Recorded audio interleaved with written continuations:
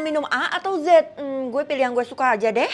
Gue sih udah jelas pilih A, soalnya kan itu yang paling tinggi. Iya, logika aja A kan disebutin paling pertama. Loh, kok cuma gue sendiri sih yang pilih Z? Makanya pilih itu barengan sama kita, jangan malah sok-sokan sendiri.